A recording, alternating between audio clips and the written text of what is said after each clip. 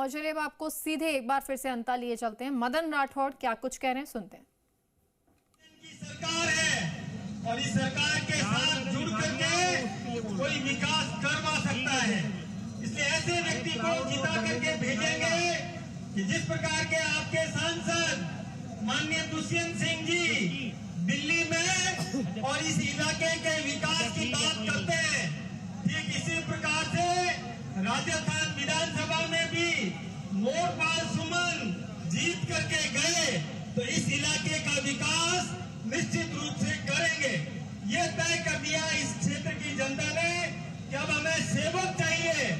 सेवा भावना से जो विकास के लिए हमारी राजनीति में आता है, ऐसा व्यक्ति हमें विधायक चाहिए जो निष्कलंक है, जिस पर कोई आरोप नहीं है, जो एक किसान का बेटा है, केवल छोटी सी किराने की दुकान चलाता है, सेवा की भावना से राजनीति में आया है, ऐसा व्यक्ति जीत करके जाएगा तो निश्चित रूप से इलाके का विकास करेगा।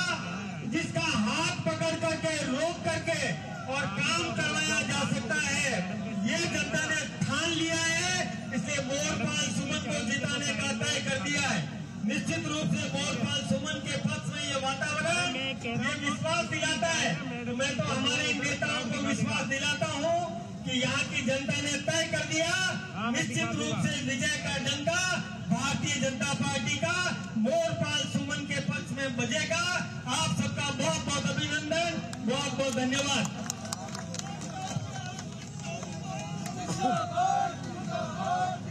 हम एक मिनट रुक जाओ भैया, टाइम होने जा रहा है, मैं ज्यादा समय नहीं लेना चाहूंगी, परंतु इस मंच पर उपस्थित आदरणीय हमारे पंडित भजन लाल जी शर्मा, हमारे आदरणीय मुख्यमंत्री महोदय और भारतीय जनता पार्टी के अध्यक्ष श्री मदन जी, भारतीय जनता पार्टी के आज के आप लोग सबके बीच में कैंडिडेट श्री मोरपाल जी सुमन, इधर उपस्थित हमारे डिप्टी सीएम साहब श्री प्रेमचंद जी बैरवा, हमारे अध्यक्ष जी और उपस्थित सब हमारे एमएलए साहिबान और हमारे सामने एमपी साहब और इतनी सारी जनता सबंता की यहाँ उपस्थित है, उन सबको सबसे पहले तो मैं प्रणाम करके याद दिलाना चाहूंगी।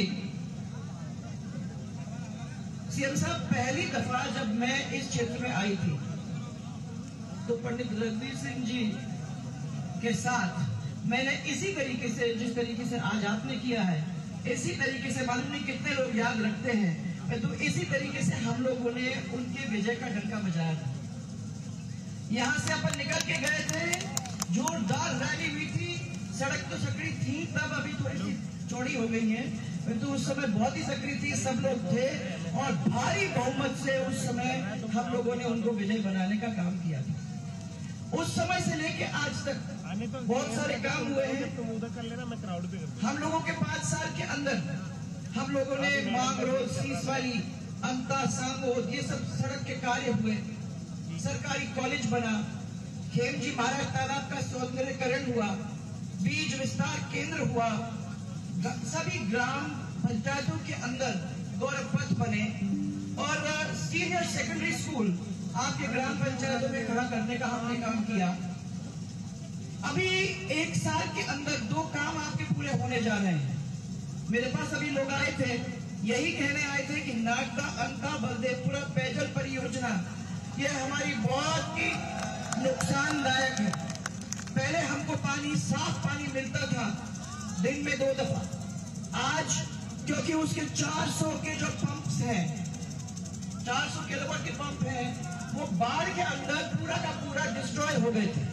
उसकी वजह से अब 75 हॉर्स पावर के पंप लगेंगे और उसकी वजह से जो पानी आता है वो पीला और गंदा है।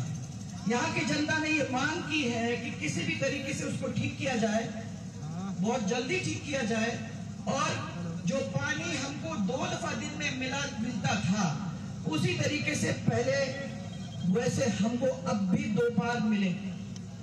जो पास के एरिया थे उसमें एक बार जो पानी हम दिया करते थे, आज एक दिन छोड़ करके देते हैं सीएम साहब। और इसलिए मेरा आपसे हाथ जोड़ करके निवेदन है कि इसको जितने जल्दी आप कर सकते हो उसको करने का आप लोग काम करो, ताकि यहाँ की जनता साफ सुथरा पानी पी सके।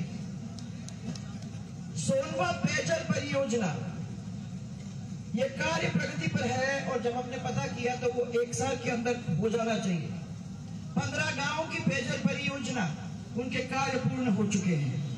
बामुरी कला पीएचसी को सामुदायिक स्वास्थ्य केंद्र में क्रमोन्नत करना का काम हम लोगों ने किया।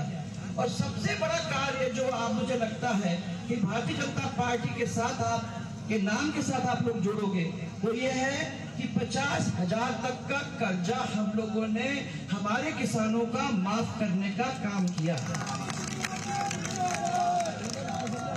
अब कुछ बातें हैं जो मैं हमारे मुख्यमंत्री जी के सामने आप लोगों की तरफ से रखना चाहती हूँ। सबसे पहले सीएम साहब, अंतर शहर में रोडवेज बसें नहीं आती।